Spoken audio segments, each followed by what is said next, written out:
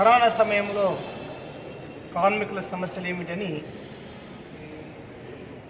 Labour rights forum ద్వారా ప్రతి జిల్లాలో సెమినార్లు చేస్తున్న సందర్భంగా ఈరోజు అనంతపురం జిల్లాలో కూడా కరోనా సమయంలో కార్మిక సమస్యలు ఏమిటి అనే ప్రశ్న మీద ఈరోజు ఈ కార్యక్రమం నడుస్తూ ఉంది. మొత్తం భారతదేశంలో కరోనా పేరుతో కార్మికుల జీవితాలు చిత్రవిద్దమయ్యాయి. అదేవిధంగా రాయలసీమలో ఇది ఎక్కువ కనపడింది.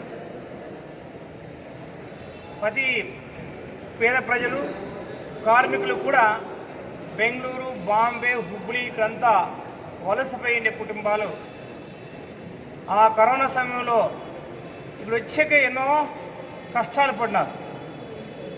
కార్మికులు ఎవరు కూడా కరోనా నుంచి సావలేదు, కానీ వాళ్ళు వచ్చేకి నడుచుకుంటూ వస్తూ చనిపోయినారు.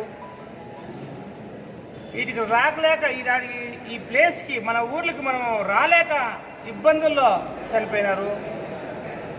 ఇంకా బస్సులు లేక మనకి 4 వీల్ వెహికల్స్ లేక 2 వీల్స్లో వచ్చేటప్పుడు యాక్సిడెంట్ అయ్యి మన కార్మికులు చనిపోయినారు.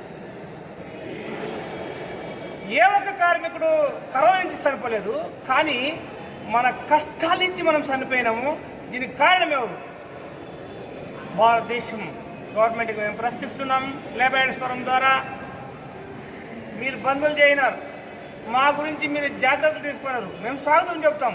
కానీ కార్మికులకి ఏ విధంగా వాళ్ళ చోటుకు తిరగాలా? వాళ్ళు బీదోళ్ళు, బస్సులు లేకుండా టైంలో కార్లో శక్తి లేదు, మీరు ఏమి ఏర్పాటు చేయనారు? వాళ్ళు లారీల్లో వస్తూ ఉంటే వాళ్ళని ఆదుకుంటారు, వాళ్ళు అక్కడికక్కడే వాళ్ళు ఇబ్బందులు పెడతారు, వాళ్ళని కూడేస్తారు. వాళ్ళు బైక్లో పోతారు, యాక్సిడెంట్ అయి చచ్చిపోతూ ఉంటారు. దీనికి కారణం ఏమి? ఎంతో అన్ని రకాలుగా సౌకర్యంగా ఉండేవాళ్ళు ఏళ్ళ తరబడి తినుకుంటూ ఉండే అవకాశం వాళ్ళకు ఉంటుంది కాబట్టి పనులు లేకుండా కానీ వాళ్ళు ఉండొచ్చు. కానీ మా కార్మికుల పరిస్థితి ఏమి? ఆ సమస్యలకు మీరేమి గవర్నమెంట్ సహాయాలు చేస్తున్నారు? ఈరోజు ఈ రాయలసీమ నుంచి లక్షలాది మంది వలసపోతున్నారు కదా, కారణం ఏమి? ఒక బెంగళూరులోనే 3 లక్షలకు పైగా మన రాయలసీమ జనాలు బెంగళూరులో వర్క్ చేస్తున్నారు. వాళ్ళు ఇప్పుడు వచ్చినారు, 2 లక్షల పైగా వచ్చినారు. వాళ్ళు ఇక్కడ పనులు లేవు, మళ్ళీ బెంగళూరుకే పోవాలి. వాళ్ళు బెంగళూరులో ఫ్యాక్టరీలు మూతపడినాయి, బెంగళూరులో కంపెనీలు మూతపడినాయి, ఆడ పనులు లేవు. వాళ్ళ పరిస్థితులకి ఆంధ్రప్రదేశ్ గవర్నమెంట్ మీరేమి హామీ ఇచ్చినారు? వాళ్ళ రక్షణ మీరేమి హామీ ఇస్తున్నారు? ఈ విషయం పైన ఈరోజు సంవాదం నడుస్తూ ఉంది. అదేవిధంగా మొత్తం భారతదేశంలో అంగన్వాడీ టీచర్స్ 49 ఏళ్ల వంటి పనిచేస్తున్నారు. కాన్స్టిట్యూషన్ ఆర్టికల్ 309 ఏం చెప్తుంది?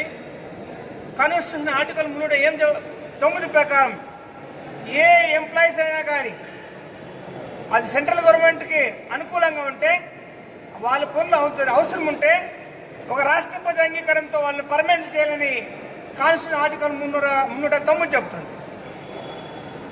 ఒకవేళ వాళ్ళు స్టేట్ గవర్నమెంట్కి వాళ్ళు సహాయపడతారప్ప అంటే వాళ్ళ వరకు ఖచ్చితంగా స్టేట్ గవర్నమెంట్ కావాల్సింటే స్టేట్ గవర్నమెంట్ ఆ స్టేట్ గవర్నర్ అంగీకారంతో వాళ్ళ పనులు పర్మనెంట్ చేయాలని చెప్తుంది కాన్స్టిట్యూషన్ ఆర్టికల్ 309. కానీ 49 ఏళ్ళు కాన్స్టిట్యూషన్ 309 ఆర్టికల్ ఎవరు చదువులేదా?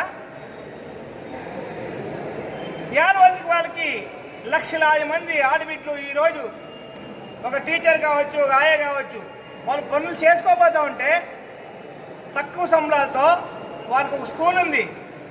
ఆ విలేజ్లో కాన్వెంట్లు ఉన్నాయి.